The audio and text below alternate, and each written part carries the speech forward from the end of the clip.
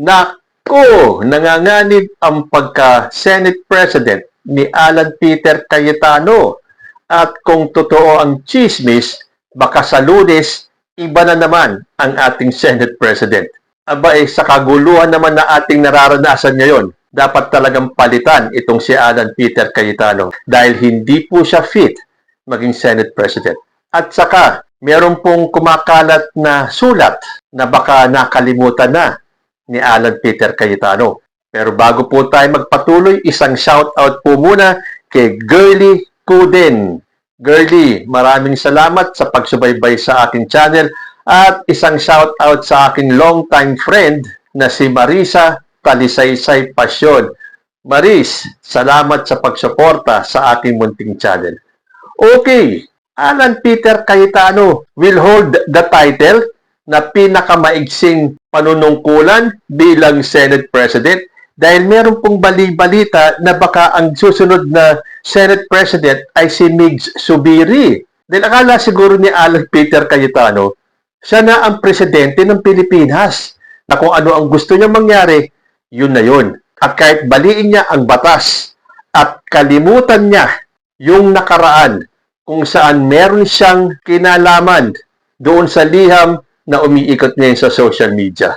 Pero bago natin pag-usapan yan, ngayon po si Alan Peter Cayetano at si Mau Aplaska at si Robin Padilla ay itinuturing ng persons of interest ng NBI. Pero ano po ba ang ibig sabihin kapag ikaw ay tinawag ng person of interest? Ikaw ba ay suspect na?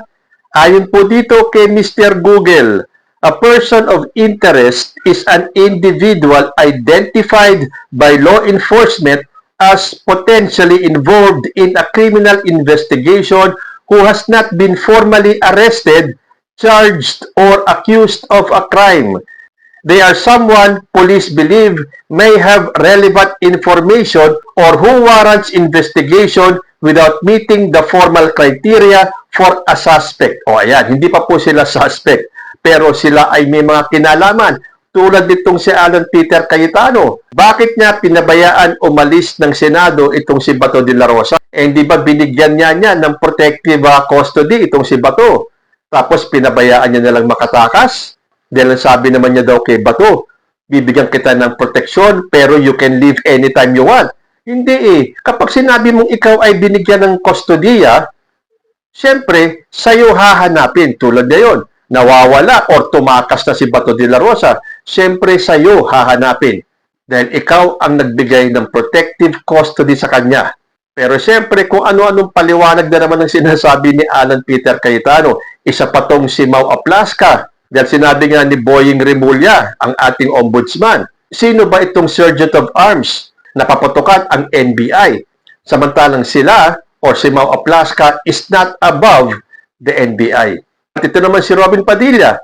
Kung nakita niyo yung video na inilabas ni Bam Alegre, kung saan na-videohan niya yung paglabas ng mga SUV galing sa Senado sa pagitan ng alas 2:30 hanggang alas 3 na madaling araw. Kaya nga ako nagtaka paano hindi napigilan ng security forces ng Senado ang pagtakas ni Bato de la Rosa? At mukhang tama ako, meron coordinated effort or meron conspiracy para patakasin itong si Bato de la Rosa. At dahil sinasabing ang nag-drive ng SUV kung saan nakatakas si Bato de la Rosa ay mismong si Robin Padilla. So talaga itong si Robin, dapat nga kasuhan ito So titingnan natin kung saan aabot itong pagtaguri sa kanilang tatlo as persons of interest. So nanganganib nga itong si Alan Peter Cayetano. Mukhang sa Lunes magkakaroon ulit ng panibagong kudeta para patalsikin itong si Alan Peter Cayetano. Nasa araw na to ay nakailang press conference yata. Ang dami niyang live ang daming paliwanag. Tama na yung paliwanag, Cayetano. Hindi mo mabibilog ang ulo ng majority ng mga Pilipino. Huwag mo kaming gawing tanga. Dahil kitang-kita namin kung ano ang ginawa nyo nung putukan dyan sa Senado, kung paano kayo nagsipag-arte. So abangan na lang natin itong magiging investigasyon tungkol dyan sa shooting incident sa Senado. So kahit na ilang press con pa ang gawin ni Alan Peter Cayetano, mukhang doomed na ang kanyang pagiging Senate President. Dahil po sa isang sulat na kumakalat ngayon sa social media, nakita po natin ang pagiging ipokrito ni Alan Peter Cayetano. Ang dami na pong lumabas na version nito. Kanya-kanya po sila ng pagpapakalat ng sulat na to. Pero ito po nabasa ko sa editorial ng Donya News Network o ng DNN. At ang kanilang title, The Letter They Forgot. So basahin ko po. No matter how many press conferences, conspiracy theories, or social media tantrums come out today, one inconvenient truth remains permanently archived at the United Nations. When the Philippines withdrew from the ICC in 2018, the Duterte government itself promised the world that the country still had laws to punish crimes against humanity. Hindi ito chismis, hindi ito gawa-gawang narrative ng kalaban. Nasa mismong sulat nila.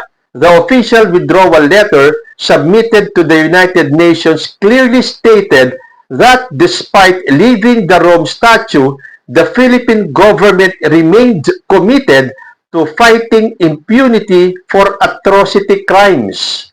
Why?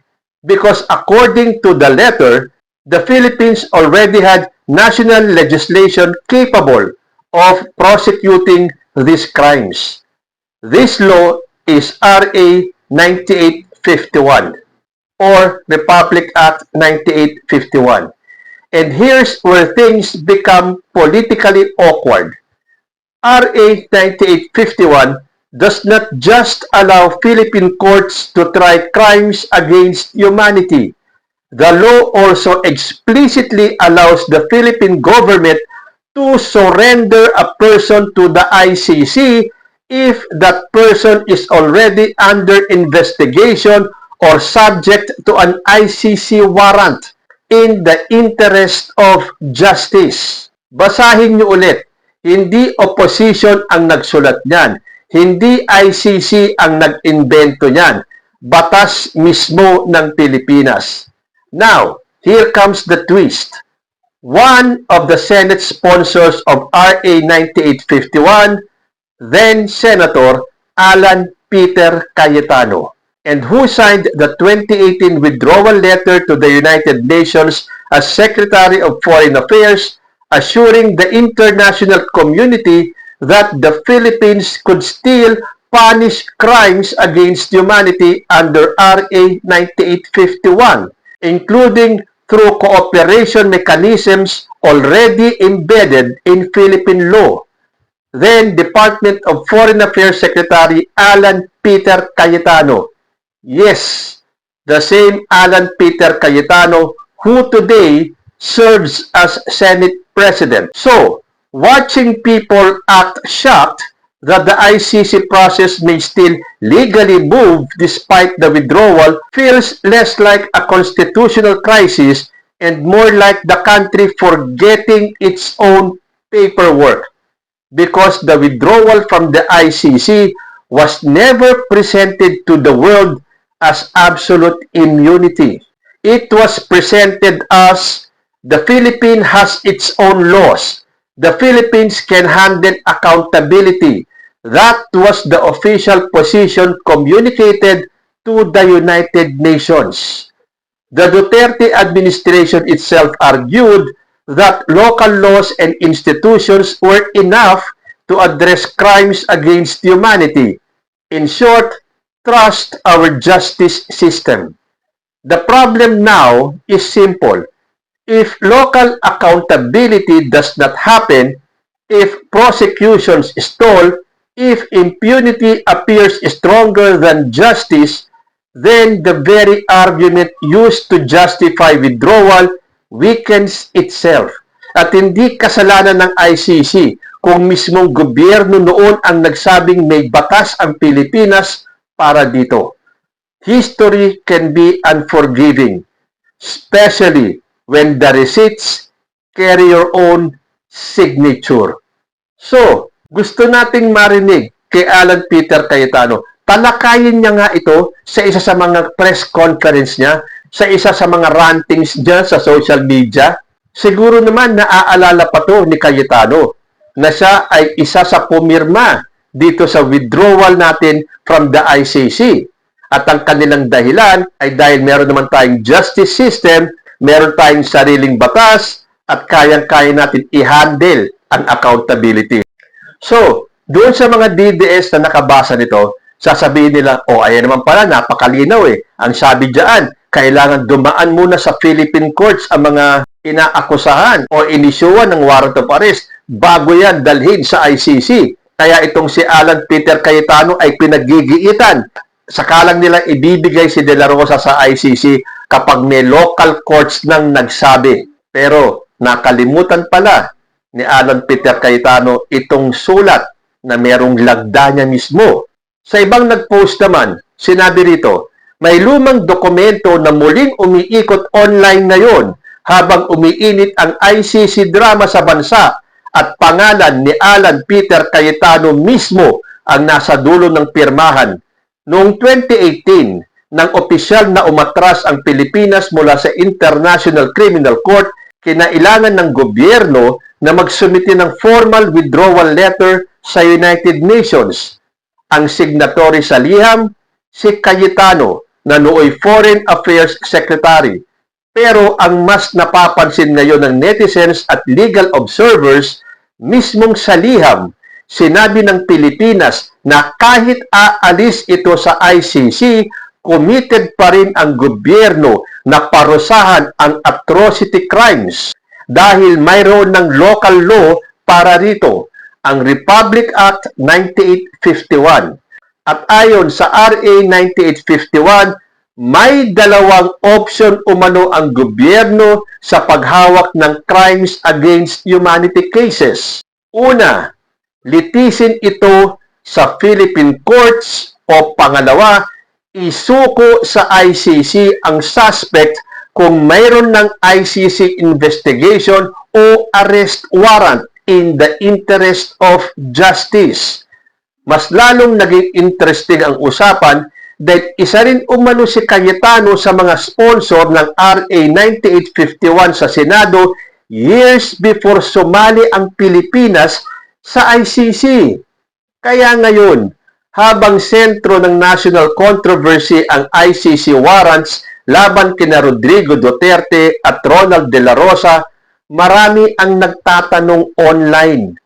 Did the Philippines itself already acknowledge years ago that surrender to the ICC remained legally possible under Philippine law?